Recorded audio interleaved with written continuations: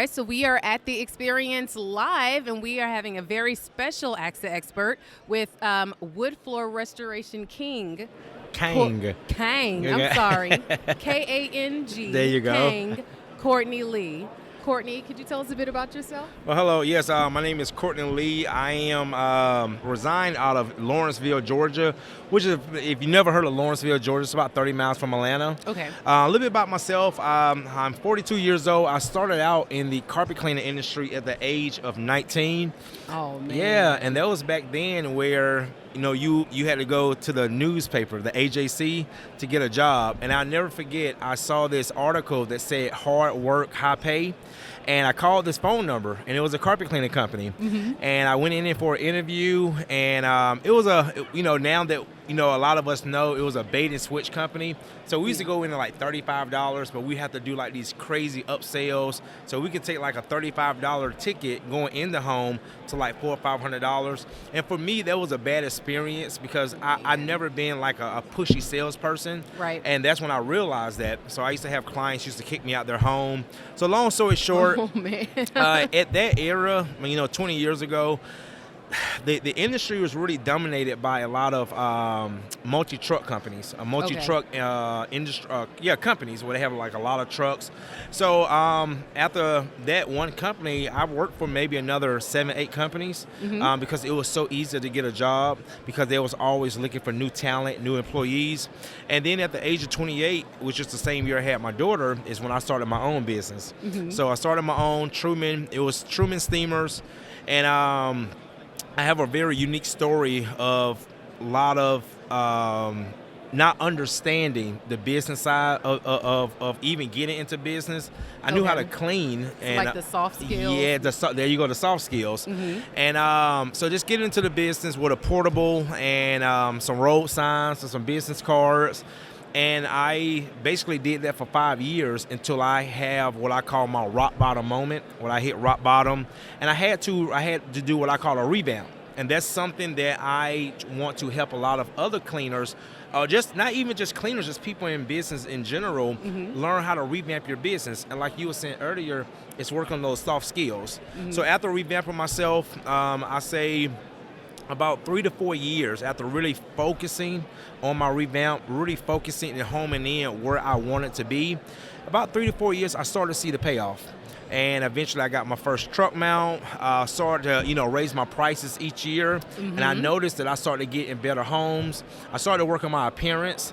At one time I was 320 pounds, so I had to end up losing weight. So right now I'm down about 2. Yes, ma'am. I used to have gold teeth. A lot of people don't know this. So being from the South, gold teeth is I'm a from thing. Texas, yeah. So these are actually veneers. So I had to get my gold teeth removed, working on myself, working on my communication skills, reading more. And also, too, is that old saying, the people you surround yourself around is typically the people you're going to become. So I started to notice that I had to kind of separate myself from those guys that had what I call a low frequency or a low mindset and position myself with people who was doing better than me. So I started doing that, and then I just noticed every year it got better. How did I get a big influence in the cleaning restoration industry? Is social media. A lot of people know me from social media. I actually started doing YouTube where a lot of people didn't know how I looked because of my gold teeth. So I didn't have the confidence to show myself. So I was doing YouTube videos for almost 5-6 years before people actually started saying, man, there's the face with the voice. And so I started taking advantage of YouTube. And how I got into teaching and also coaching is cleaners saw the success that I was doing online. They started to reach out to me, calling me, asking me questions. And I remember about 5-6 years ago, this guy named Josh LaBar, he called me from Florida. And he said, Courtney, I want to come do a ride-along with you. I'm like, a ride-along? What is that? He was like, I want to come learn from you. Like, and he said, internship. And he said, I watch a lot of guys on social media, but it's just something about you I want to learn from. And I was kind of nervous because I never did anything like that. Yeah. So I told this guy, I said, well, you know what? Let me just think about it. So after I told him that, I said, you know what? I thought I was gonna brush him off. Yeah. And he called back like 2 days later. He was like, did you think about it? And I was Like, like, oh my oh. goodness. I'm like, he's serious. Yeah. So he said, Courtney, let me tell you, I'm really serious about this. I can really see myself doing this. He said, what I'm going to do to show you that I'm serious, I'm going to send you a copy of my driver license and my bank statement. What? Well, let me tell you something. At that time, that was about 6 years ago. I've never seen that much money in a bank account at that time. You all right? Yes. So I'm like, this dude is serious. Yeah. So he said he wanted to come out, ride with me for 3 days. Okay. And I charged him $2,500. And 10 minutes later, he sent me the money. And that gave me other opportunity. Mm-hmm. So once I did that, other cleaners from around the country, actually I had companies start doing that. And so I did that for about 2-3 years. At the age of, I'm going to say going into the end of 2020, 2021, Mm-hmm. I just started noticing I was getting burnt out cleaning carpets because I had been doing it since I was 19. So that's almost 20 years. And I the first person that really recognized it was my wife. I never forget. It was my wife. Mm-hmm. And she asked me one day, she said, "You getting tired of carpet cleaning, aren't you?" And I was about to lie about it. But I said, Courtney, why lie to yourself? But I was afraid because first, I did not want to end up, and it's not here to degrade anybody, but I didn't want to be a guy in my 50s and 60s still cleaning carpet. I just didn't want that. So I wanted to give myself other options. Mm-hmm. So what got me into the wood floors, well, a lot of people think I just started doing wood floors. I've been doing wood floors for over 11 years. But the thing about it is I always use it as a add-on service. So like upholstery cleaning, tile cleaning, carpet cleaning was always my primary service. Wood floor was just an add-on. So I only did it if a customer asked me about it. So I told myself going into the end of 2020 into 2021, Courtney, what if you take the same focus and energy that you've been putting into carpet cleaning all these years and put into wood floor maintenance? And at that time, I was grossing each truck about $240,000 a year. Wow. And I just told myself, I just wanted to, if I could just do something different and just supplement my income, I would be happy. Well, that's just those things is, as you just never know what to expect.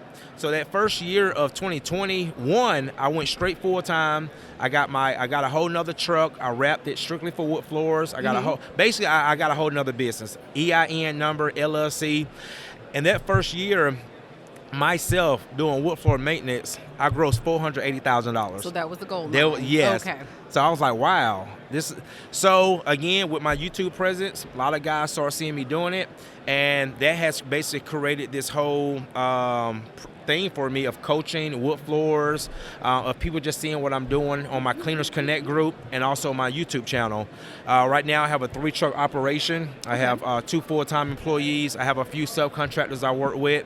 But my goal, like you was asking me, my goal eventually is like even going into next year, I want to focus more on coaching, kind of step away from the business, let my guys run the business, because I know that the coaching, teaching people about business, the soft skills. I know that that's my true calling. That's what I really enjoy, and just see where it goes from there. That is awesome. Do you think that ride along kind of kicked in that education? Yes, because one thing about the ride along that a lot of the guys told me, when they go take these classes, they're staged. So even when I do these type of classes, I do tell guys, realize this is not real life. This is just the simple fundamentals of what to expect, but this is not a real life issue. Right. So with the ride along, it actually puts them in the real world. So even not only just performing the work, well, I also teach guys even how to pull your truck up. So if you're in the driveway, make your truck known where it's seen. If a driveway goes deep down into the house, don't pull all the way down. Pull up where the client can see your truck. When you walk to a home, you ring a doorbell. 80 to 90% of the clients we deal with are women. So even like when I have contractors come to my house, I'm never at home. My wife is always there. Right. So when you present yourself to the missus of the home, you ring that doorbell, always step back, give her space, all right? When she allow you to come in that home, you let her guide you. You don't tell her what, ask her what's her main focus, what are we doing today? So it like I said, it's those soft skills, learning how to talk to people, communicate with people, making people feel comfortable, especially women. And that right there to me can take you a whole lot further in business than just focusing on selling a service or a product. Wow. Courtney, thank you so much for being a guest and lending your time and your expertise. Yes. Everybody loves to hear just about the process. That's important. People have to know about the failures, about all of that you talked about. So again, thank you so much for being a guest. And hopefully we can work together again in the future. Thank you.